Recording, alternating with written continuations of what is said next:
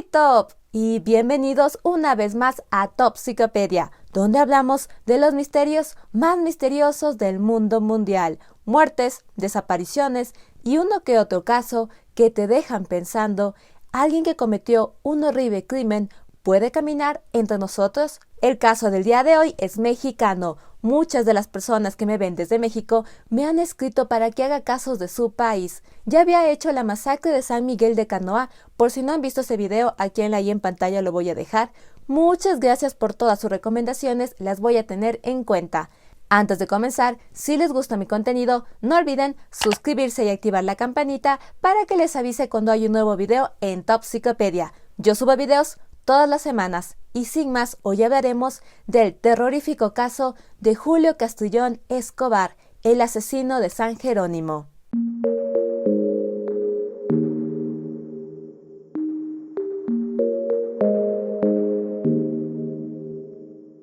Julio Castrillón Escobar nació en Monterrey, Nuevo León, México, en 1985. Sus padres eran Delia Escobar y Julio Castrillón Valdés, quien había trabajado como diputado local, siendo un político perteneciente al Partido Acción Nacional.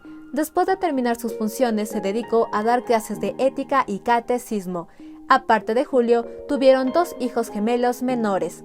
La familia vivía en la calle de Salvador, colonia Colinas de San Jerónimo, en Monterrey.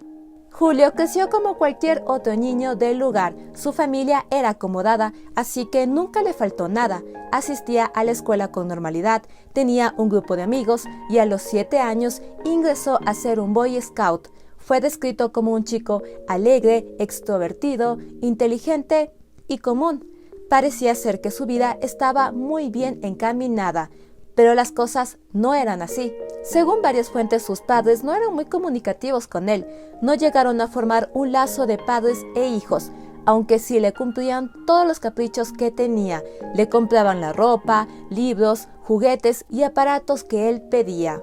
Cuando Julio entró en la preparatoria, comenzó a expandir sus intereses. Para esta época, estamos más o menos en el cambio de milenio, entre 1998 al año 2000. Para esta época la tecnología no era tan avanzada como la conocemos actualmente.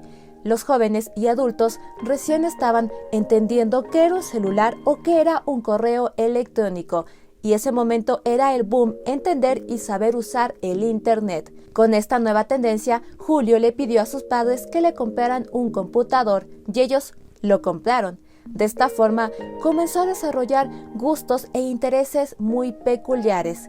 Comenzó a jugar videojuegos muy violentos y tener una admiración por personajes que cumplían el rol de antihéroes o asesinos.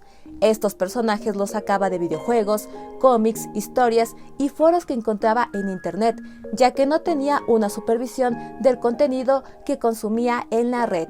También comenzó a tener un gusto por el género de música heavy metal, por grupos como Limp Bizkit, y se convirtió en fanático de Marilyn Manson. Julio era muy extrovertido y a sus amigos cercanos de la preparatoria les contaba todas estas historias y personajes que admiraba de internet. Según varias fuentes, llegó a comentar que mientras escuchaba a Marilyn Manson, se le aparecía el diablo y le hablaba, y en una ocasión se llegó a provocar heridas en los brazos bajo el argumento de que sería médico en el futuro. Como pueden notar, parece ser que Julio no se encontraba en sus 5 sentidos. Para empeorar las cosas, casi todas las fuentes afirman que comenzó a ingerir sustancias psicotrópicas. Como mencioné antes, parece ser que sus padres no estaban muy presentes en la vida del chico y tardaron en darse cuenta de su extraño comportamiento y adicción. Lo notaron en una ocasión que llegaron temprano a casa y lo vieron cantando y gritando una música de una forma muy inusual y agresiva. Preocupados, lo llevaron al psicólogo. Este escuchó a Julio y de poco a poco se ganó su confianza, hasta que el chico le comenzó a contar fantasías que tenía. Soñaba con tener poder, dominación, atacar a alguien, tener sangre en sus manos. El psicólogo determinó que era propenso a la esquizofrenia y a los actos irresponsables. Realizó un tratamiento de psicoterapia, pero este no funcionó. concluyó que Julio necesitaba medicamento y un tratamiento más específico. Les recomendó a los padres de Julio que lo llevaran con un psiquiatra. Después de estudiar el caso, determinó que Julio tenía un fuerte trastorno y rápidamente le recetó medicamento para controlar su inusual comportamiento. Pero parece ser que Julio no tomaba su medicamento porque le provocaba sueño y él no quería dormir tanto. Según el capítulo de Mujer Casos de la Vida Real que recrea esta historia, se dice que Julio le comentaba a su psicólogo o psiquiatra los sueños que tenía y en estos tenía un sueño recurrente en el que mataba a una chica, aunque este dato no se menciona en otras fuentes. Por otro lado, para ese entonces Julio tenía 16 años de edad, usaba frecuentemente algunos foros de internet con el nombre de usuario Iori, haciendo referencia al personaje de Iori Yagami de la saga de videojuegos The King of Fighters. Este juego se centra en combates cuerpo a cuerpo. Iori es un personaje violento que sufre traumas de su pasado debido a una complicada historia de su clan, y fue precisamente en esa época que a través de correos electrónicos se hizo amigo de una niña llamada Ana Nazar Campos de 13 años de edad. Julio le conversaba de la música y bandas que le gustaban, de sus cómics y de su sueño de ser un antihéroe, y aunque Anita no compartía los mismos gustos que él, a ella le gustaba pasar horas chateando con Julio a través de internet. Se vieron un par de veces y parece que Anita fue a la casa de Julio en una ocasión antes de los hechos de este caso. Según testimonios de amigos cercanos, su amistad era algo inusual y extraña por la diferencia de edad y los diferentes gustos que tenían, pero las cosas parecían ir bien para ambos. Con este pequeño resumen y contexto de la vida de Julio, pasemos a los horribles hechos de este caso. El martes 29 de enero del 2002, Julio invitó a Anita a ir al cine. Ella, gustosa, aceptó. La pequeña le pidió a su mamá permiso para salir, diciendo que saldría con una amiga. Sus dos hermanas, Ruth y Esther, sabían la verdad, ya que Anita les había contado sobre Julio y lo identificaban porque vivía en el mismo sector. Ese día los padres de Julio no se encontraban en la casa. Anita llegó y confiada entró a la habitación de Julio. Se dice que ella se quedó maravillada por el computador que tenía y Julio dejó que él usara. Decidieron no ir al cine y pasar la tarde en el lugar. Mientras Anita usaba el computador, Julio se puso a tocar la guitarra y fue en ese momento que su mente entró en confusión. Se creyó un antihéroe, un asesino de los que tanto admiraba.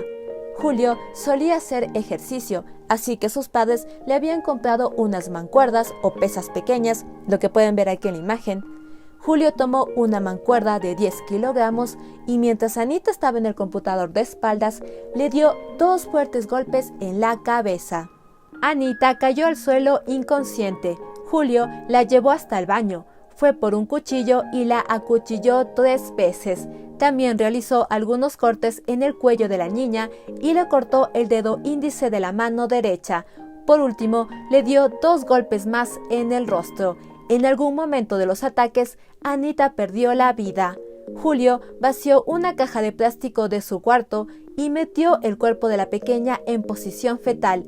Arrastró la caja por su cuarto, bajó las escaleras, pasó por la primera planta de su casa y finalmente llegó al jardín, donde de alguna forma cavó un hoyo y enterró la caja con el cuerpo de Anita. Pues bien, se cree que Julio no pudo realizar todo esto él solo. Se cree que sus padres llegaron a la casa cuando la caja aún no había sido enterrada y lo ayudaron a cavar el hoyo.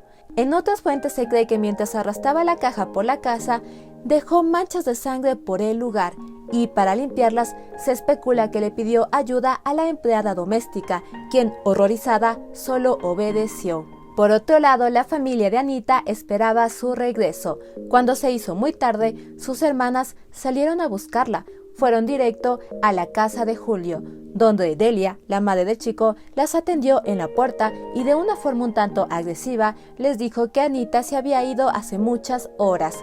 Los padres, amigos y familiares de Anita la buscaron por todo San Jerónimo, pero no encontraron rastro de la pequeña.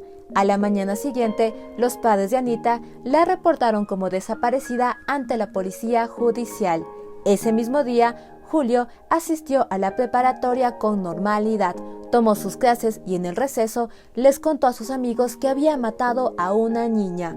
Pero sus amigos no le creyeron, pensaron que se trataba de los extraños sueños que él solía tener. Al mismo tiempo, Arsenia, la mamá de Anita, quien es una persona muy religiosa, había pasado orando fuertemente por su hija. Preocupada, revisó las cosas de Anita y encontró una agenda tipo diario donde había escrito ciertas cosas de su vida.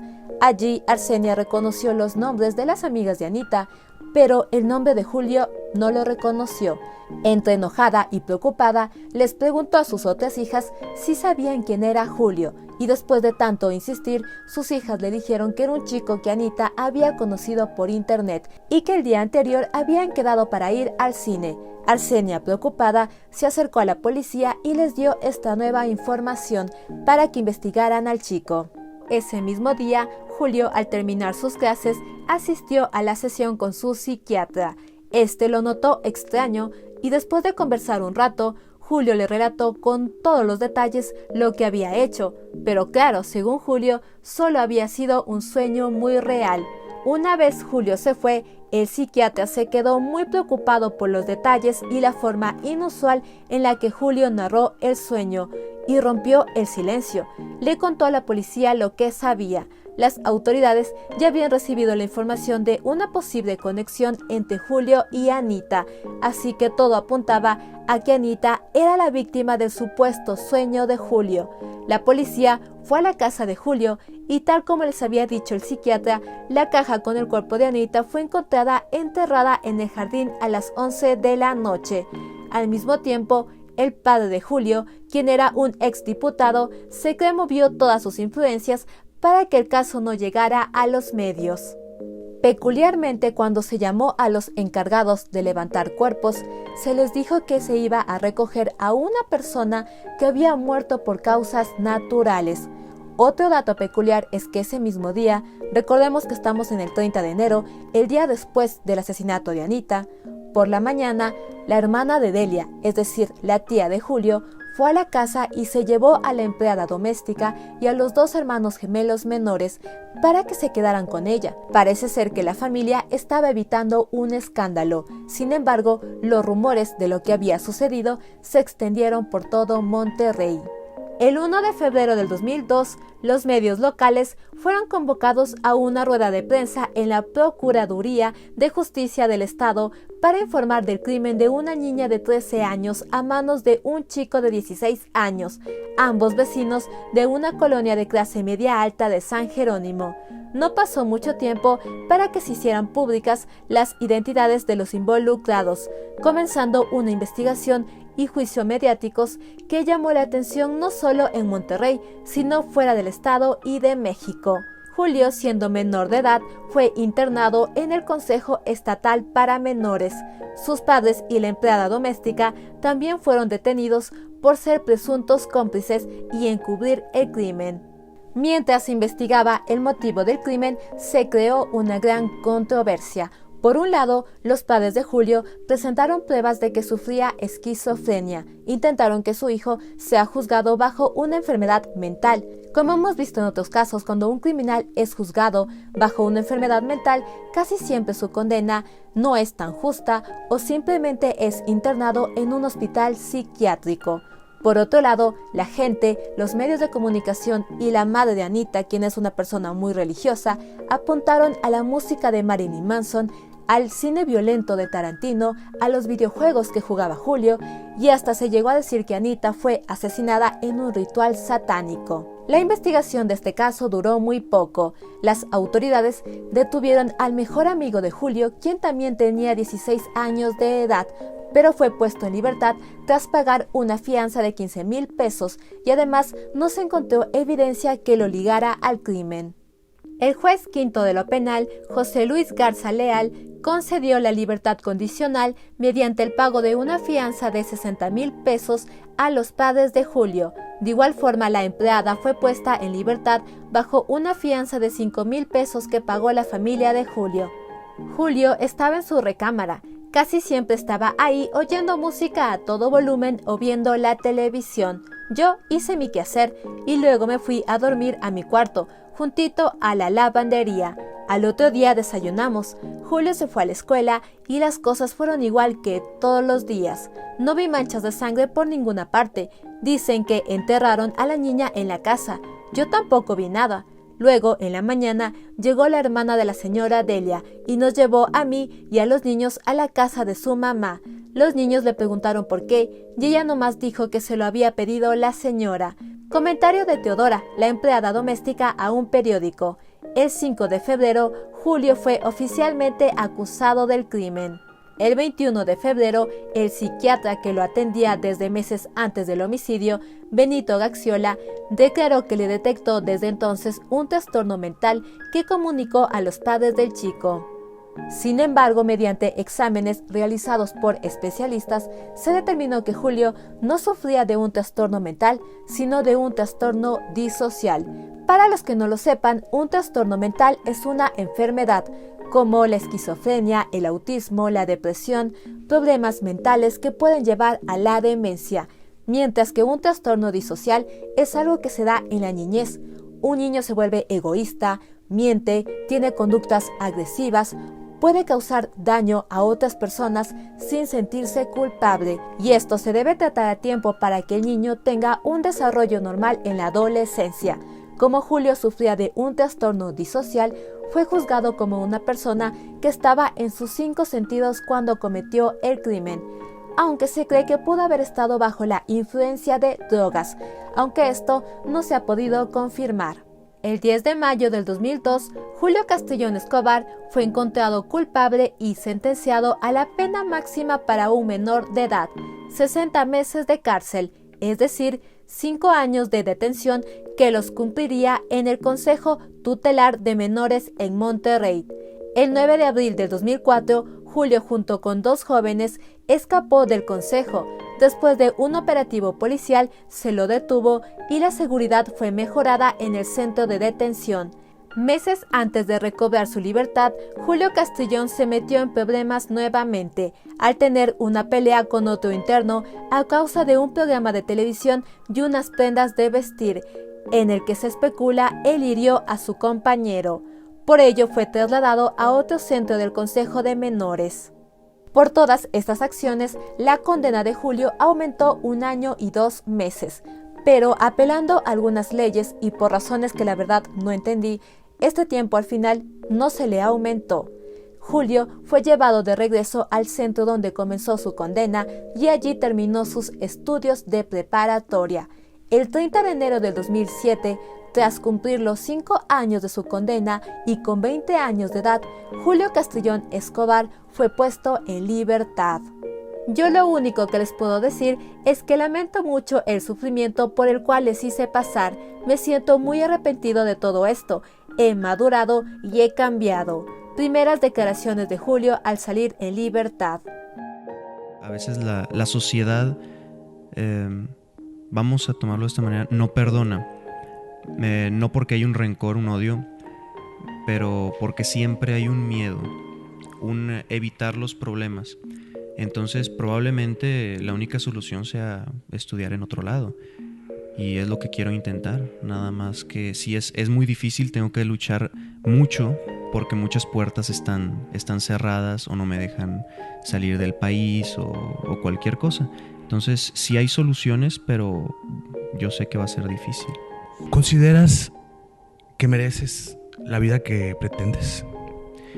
Bueno, el merecer está en la justicia, pero hay que definir justicia.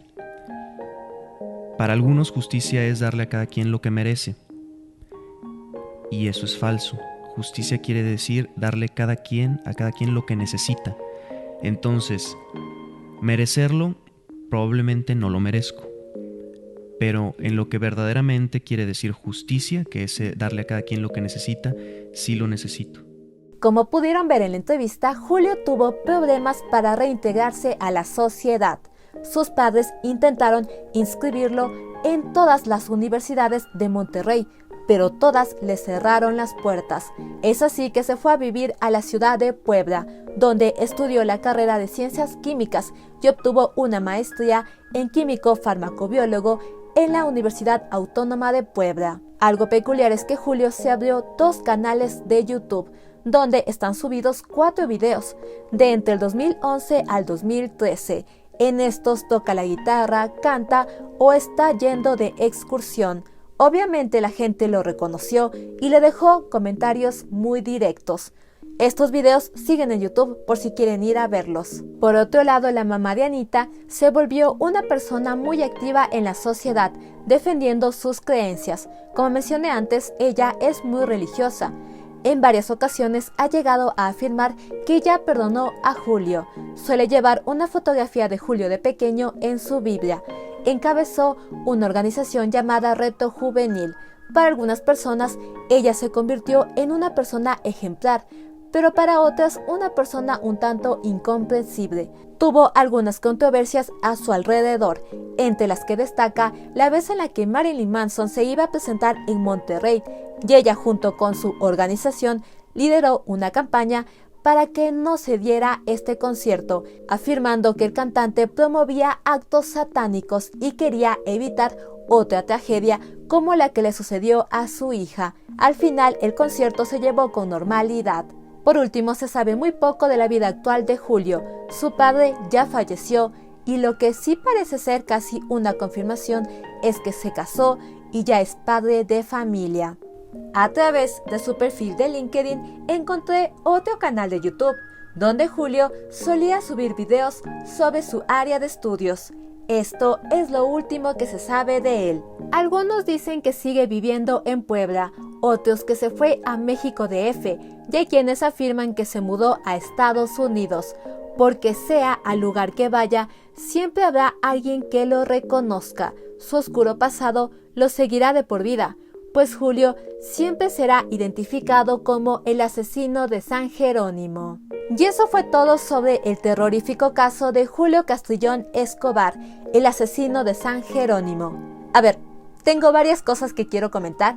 Por un lado, siento que los videojuegos son entretenimiento, como las películas, y al igual que las películas, se tiene que tener un criterio formado para consumir cierto contenido. Los videojuegos y las películas en las manos correctas se convierten en arte por todo lo que implica su realización. En el caso de Julio está claro que él sufría de un trastorno disocial que no fue tratado a tiempo por sus padres. Este trastorno, más la influencia del contenido que él veía en internet sin supervisión, provocó que él cometiera un horrible crimen. Menciono esto porque siempre existe el debate sobre si los videojuegos te hacen violento.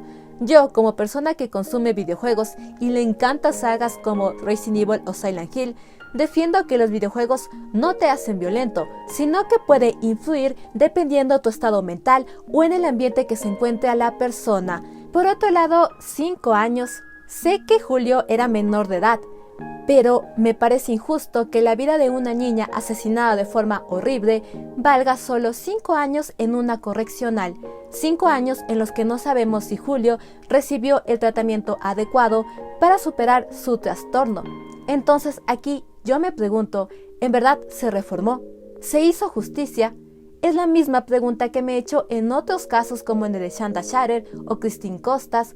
Casos como este me dejan pensando lo sencillo que es que un criminal que cometió un horrible crimen vuelva a reintegrarse a la sociedad. Díganme ustedes, ¿habían escuchado este caso? ¿Están de acuerdo con la condena que recibió Julio? ¿Creen que él se merece caminar entre nosotros? Déjenme sus opiniones aquí abajo, como siempre yo las estaré leyendo. Muchas gracias por ver mis videos. Quiero agradecer a toda la gente de Latinoamérica, Centroamérica y de España que ven mis videos. Nunca me canso de decirles que su apoyo constante, los comentarios que me dejan aquí abajo, debatir teorías con ustedes, me motivan a continuar cada semana. Si les gusta mi contenido, no olviden darle like, comentar, suscribirse y compartir con todos sus amigos. Eso me ayudaría mucho. Pueden suscribirse en este momento aquí, donde está saliendo mi cara. Soy Top y nos vemos en un siguiente video en Topsicopedia. Bye, bye, bye, bye, bye. Corte. ¡Yay! Terminé por fin. Casi se me acaba la batería. Sí, lo dije todo bien.